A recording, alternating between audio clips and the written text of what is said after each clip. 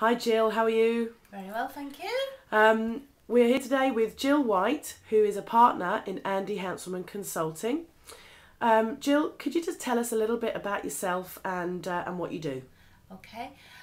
Currently, I do work alongside my other half, who is my partner in business and partner in real life too, and that is Andy Hanselman Consulting, and we are a business consultancy that we help medium-sized companies to grow and develop, and Andy's a speaker on the circuit, and I just work with a lot of businesses that helping them to get better at what they do and how they do it.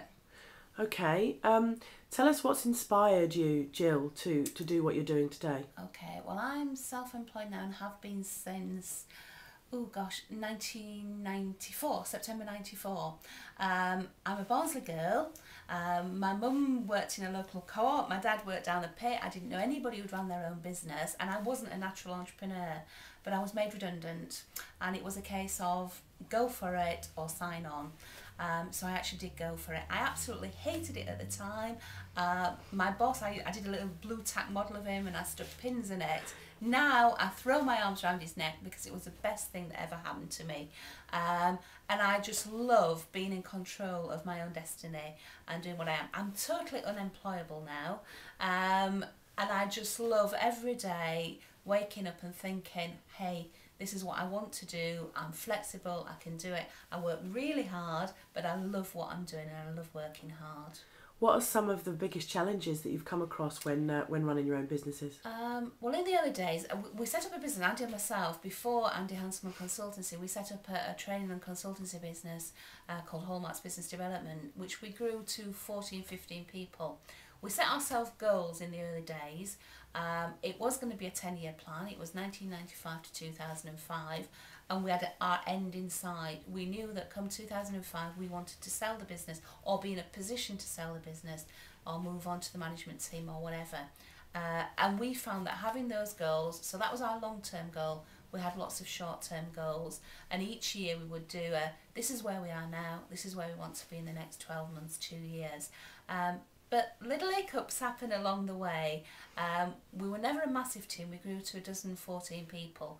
But having people, which I love having people around me, but there are always things that happen with that team. And there are setbacks. And the bigger you become, the bigger the overhead comes. We have downturns, we have customers, we lose customers, and we've still got that team to support. So sometimes it's like, oh my gosh, what have we done? But you always find a way, and I think that is one of the qualities of the entrepreneur, is knowing that yes, there will be setbacks, there will be hiccups, but I always say being down is okay, but staying down is the problem, and you have to bounce back and find a way. And so far, touch wood, we've always found the way to bounce back. So what do you think it is that really motivates you to bounce back? I think it's determination and persistence, and I think it is, here we are now. We have, when we had a team, we're now down to 3 people, but when we had a team, I used to look through the window and I used to see the cars of people in my team, youngsters who would come to us from school, who were buying houses, who were meeting and getting relationships, having children, and I used to think, wow, they're getting cars and mortgages, and they're, they're working with us and just giving them those opportunities. And I loved sharing those opportunities with people and encouraging them. And one of the things I'm proud about is that 5 of them now have gone on to run their own businesses. So I'm personally inspired and motivated to keep going on, because for other people, I actually want to help other people and find a way, whatever it takes. So having worked obviously quite closely with Andy over the last few years, how have you found the differences between a man in business and a woman in business? That's an interesting one. Personally, in our relationship, Andy, I need to be in a partnership. I'm not a sole trader, and I've got lots of people who are very successful sole traders, but for me, I do need someone to bounce ideas off, to have, if I'm having a bad day, so he's having a good day, or he's having a bad day, I'm having a good day. That balance works for us, and I think that is the thing about the male-female, the balance. Andy tends to, I won't say reckless, but he's actually, I aim for the stars as well, but with me there's always some realism in there. I'm a bit more balanced, I do the what ifs, I check things out. not saying that he doesn't, but he's much more, yes, it will happen, whereas I'm a bit more grounded. I find a way. He is extremely facilitative, and he's fantastic at bringing the team on and working with the team, but I think I'm perhaps a little bit more realistic, a bit more patient, tenacious. I will get there.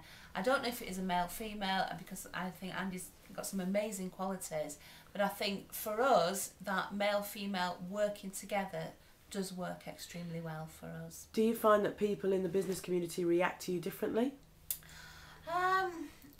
I personally haven't noticed that. We have very clear defined roles. You know, Andy tends to be a lot more of the deliverer, the doer side of things, and the networker, the sales creator. And we don't conflict. Like lots of people say, oh gosh, what is it like working with your partner? It's hardly that we get up, we go into the office and we drive in together and we sit across the desk and stare at each other all day. That's not the case. We have got clear boundaries, clear defined roles.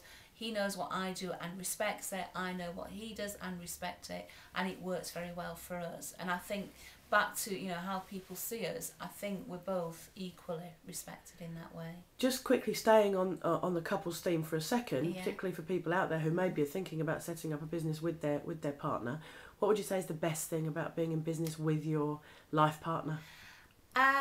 For us, certainly I get a real buzz out of achieving something together. About setting the goals together, about getting for it. You know, we get home and I say, oh gosh, we've just won that, and we share that. I love the sharing of the successes. Equally, when things are not so good, it's quite nice because we're both in it together. We both, well, we sort of work off each other really, and we see things and we write things. And for us, now I do know there are lots of people. I do know lots of people there, successful partnerships where it's worked really well, but I do know some where it's worked not so well. But for us, I enjoy being in it together. Okay, so just talking about challenging times and obviously motivating yourself to bounce back. It's a challenging market at the moment, and I'm sure a lot of people who were maybe thinking of starting their own business are now reconsidering because they're not sure what to do in the present circumstances. What advice would you give to those people right now? It is an interesting one because I actually think you're quite right. It is a tough time, but equally tough times do present lots of opportunities too. And there are opportunities out there and niches out there. And I think personally, the smaller, the more agile, more nimble businesses we can change quickly. We can respond to the market. And I actually, for instance, a pal of mine, she did work in a larger business. She sadly was made redundant, but she got the skills, she got the contacts, she got the networks, and we go for it on your own. But my advice would be certainly research. Don't just jump in. Research your market. Make sure that you've got the monies to, you know, lots of people are being made redundant. Maybe, as it was in my case, you've got a little cushion, you've got something that you can start with. Don't be reckless, don't just jump in. You will, you know, you need 3 months, 6 months money before you learn. If you're invoiced today, it's going to take a while before your money comes in. So be planned, be prepared. But if you do research your market, if you do look around, yes, it's tough, but the recession does present opportunities for the more smaller business, the more nimble, the quick to respond. And just research it. Get help. There's people out there. There's lots of help. Talk to other people running businesses. But by all means, don't be put off. Do certainly think about it and give it a go. Any last word of inspiration for anybody watching at the moment, Jill? Well, I've always said, you know, here I am back to the Barnsley girl. I've now done it for 14, 15 years. I intend to carry on. If I can do it, you can. By all means, give it a go, search out, get help, and enjoy the ride. I certainly have, and it is about having fun, and it is about doing what you love and what you enjoy. Be passionate about it and you will be successful. That's great. Thank you very much, Jill.